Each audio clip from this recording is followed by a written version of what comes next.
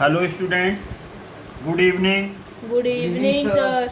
OPS maths classes में आपका most welcome है। जय महादेवी, जय श्री कृष्णा।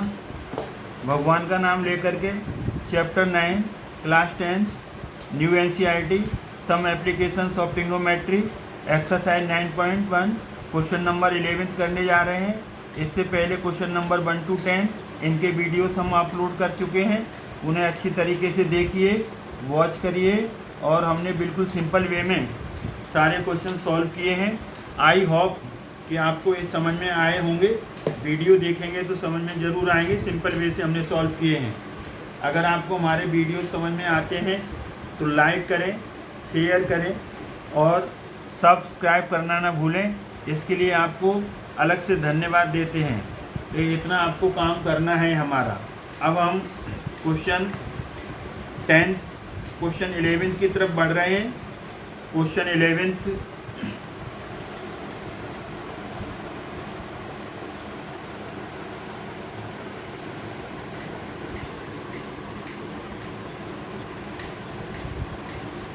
11 की फिगर बनी हुई है। ये जो फिगर है आपकी, ये आपकी 9.12 फिगर बनी हुई है। इसमें जो BC है एक वो टावर है और यहाँ से ए भी टावर है। BC जो आपका है वो BC आपका यहाँ पर कैनाल है। तो ये कैनाल है, तो यहाँ पर एक पॉइंट C है। उसका जो एलिवेशन एंगल बन रहा है वो 60 डिग्री बन रहा है। फिर एक दूसरा पॉइंट 20 मीटर अबे इस कैनाल के जो पॉइंट C से है वो 20 मीटर दूर D है। तो दूरी होने के कारण ये एंगल कम हो गया। वो एलिवेशन एंगल 30 डिग्री बन रहा है। तो हमें height of tower TV tower ए भी निकालनी है और कैनाल की विड्थ जिसको BC है वो निकालनी है। क्वेश्चन क्या है? A TV tower stands vertically on a bank of a canal. Canal के किनारे पर ये टीवी टावर ए भी खड़ा हुआ है। From a point on other bank, दूसरे किनारे पर एक पॉइंट है, उसको हमने CC नाम दिया हुआ है। From a point on the bank other bank, from a point on the other bank directly opposite the tower, the angle of elevation of the top of A tower. Top के tower का जो angle elevation बन रहा है point C पर 60 degree. From another point 20 metre away, दूसरा point D ये 20 metre दूर है पहले वाले पॉइंट से। From another point 20 metre away from the point on the line joining this point to the foot of the tower, the angle of elevation of the top of the tower is 30 degree. Figure 9.12 find the height of the tower. Tower की height A भी निकालनी है और width of the canal BC निकालनी है। ये question का meaning हुआ। अब हम इस क्वेश्चन को सॉल्व करेंगे। तो सॉल्व करने के लिए आपने इस टीवी टावर की हाइट AB को स्मॉल h ले लिया, यहाँ पर ये लेट कर लिया और जो विड्थ है उसको हमने x मीटर यहाँ पर लेट कर लिया। तो ये D से C तक की पॉइंट की डिस्टेंस है 20 मीटर है। तो ये टोटल डिस्टेंस D से C तक मिला करके 20 + x हो जाएगी। और इसका जो टॉप है टावर का वो C पॉइंट पर 60 डिग्री का एंगल बना रहा है। ये पास में है 20 मीटर दूर, दूसरा पॉइंट है 30 डिग्री। दूर होने से एंगल कम हो जाएगा। जब हम किसी चीज़ से दूर जाते हैं तो एंगल कम हो जाता है, पास आते हैं तो एंगल बड़ा हो जाता है। तो ये according to the question 30 degree यहाँ मेंशन होगा। Let the height of the tower, TV tower की हाइट को h ले लिया, AB को h metre. Let the width of canal BC की कैनाल को हमने x ले लिया। अब BD आपका BC x मीटर ले लिया और आपका जो A गिवन है कितना, कौन सा DC = 20 मीटर A गिवन है आपको। अब यहाँ पर BD टोटल कितना हो जाएगा? 20 + x हो जाएगा। अब हम राइट एंगल ट्रेंगल हमेशा लेते हैं। राइट एंगल ट्रेंगल को कंसीडर करेंगे। कौन सा राइट एंगल ट्रेंगल? जो हमने सेट कर दिया है ABC में हम लगाएंगे tan थीटा।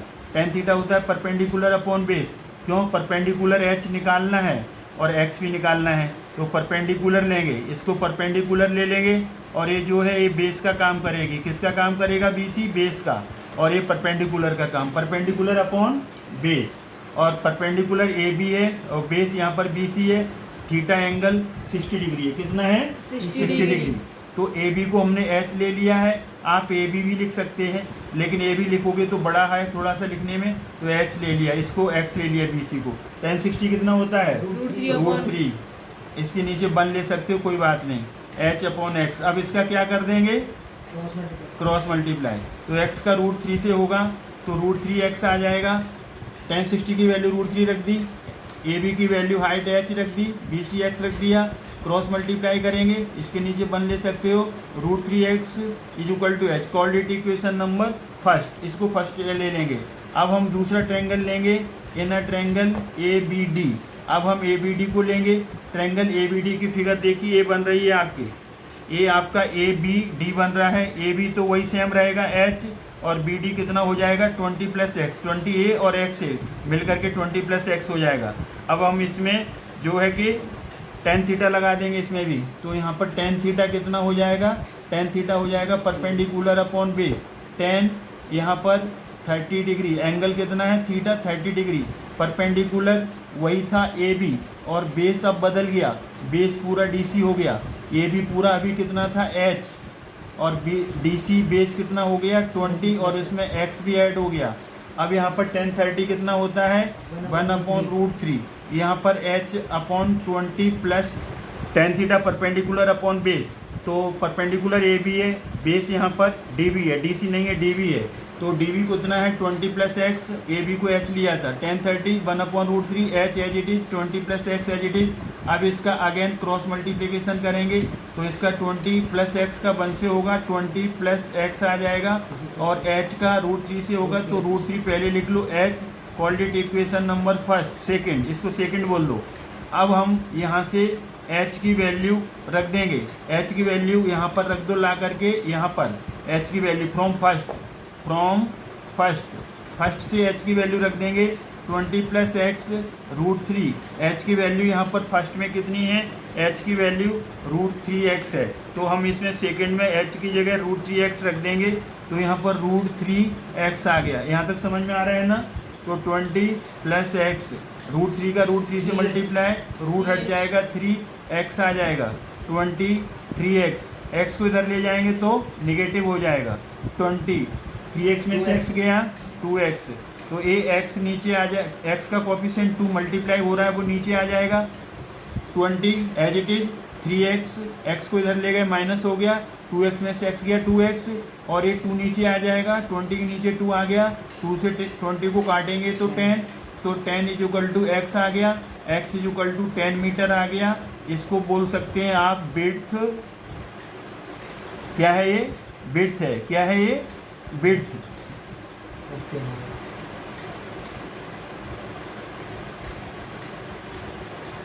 के कैनाल की विड्थ आ गई, तो आपका ये फर्स्ट आंसर यहाँ पर आ गया। ये इसको आप चाहो तो बॉक्स में रख दो, जिससे चेकर को कोई परेशानी नहीं होगी। एक आंसर तो ये आपका यहाँ पर कैलकुलेट हो गया। अब हम दूसरे आंसर की तरफ बढ़ेंगे, तो दूसरे आंसर में आपको क्या निकालना है? H निकालना है। क्या निकालना है? H निकालना है दूसरे में। तो उसमें भी आपको कोई प्रॉब्लम नहीं होनी चाहिए, वो भी वेरी इजी और सिंपल है। उसमें आप क्या करेंगे?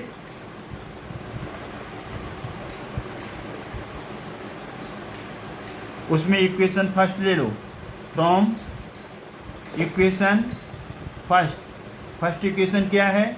√3x = H, और अभी अभी आपने x को 10 निकाला है, तो यहाँ पर आप यूज कर लीजिए x को 10, तो h, तो यहाँ पर पहले h लिख दीजिए, फिर 10 लिखिए, फिर √3, यूनिट लगाना ना भूलें। अगर यूनिट भूल जाओगे तो फिर आधा नंबर कट जाएगा, और 10 क्वेश्चन में से आधा नंबर कट गया तो 5 नंबर आपके वैसे ही कम हो जाएंगे, तो फिर 100 की जगह 95 बनेंगे। तो जहाँ यूनिट है वहाँ लिखो। ये आपकी क्या आ गई? ये आपकी आ गई हाइट ऑफ टीवी टावर। ये आपका फाइनल आंसर हुआ। 2 आंसर पूछे थे इसमें, एक तो विड्थ ऑफ कैनाल, तो width of canal x = 10 metre. Height of the TV tower, height of the TV tower आपकी ये थी, height of TV tower A B थी, वो ए बी आ गई आपकी एच, वो कितनी आ गई 10√3, और विड्थ एक्स वो 10।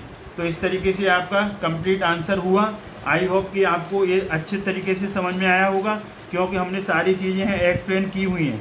और एक्सप्लेन करने से क्या होता है कि आप जब रिवाइज़ करोगे, रिवाइज़ पुनः देखोगे तो सारी बातें क्लियर हो जाएंगी। और इसको वीडियो को अच्छी तरीके से वॉच करें और रिटर्न में फिगर बनाएं और इसे सॉल्व करें 1 into 3। एक बार समझिए, 3 बार रिटर्न में करिए। मैथ्स का यही फॉर्मूला है, और फॉर्मूला याद करिए, फॉर्मूला लिखिए, और जैसे आप अपने प्ले बोर्ड लगा लीजिए उस पर फॉर्मूला सारे लिख करके, जब सोते हैं तब फॉर्मूला पे ऊपर सामने निगाह जानी चाहिए हैं। सो तब फार्मूला याद करके सो, और जब उठो तब भी फार्मूला याद करो, तो आपको सारे फार्मूला याद होंगे।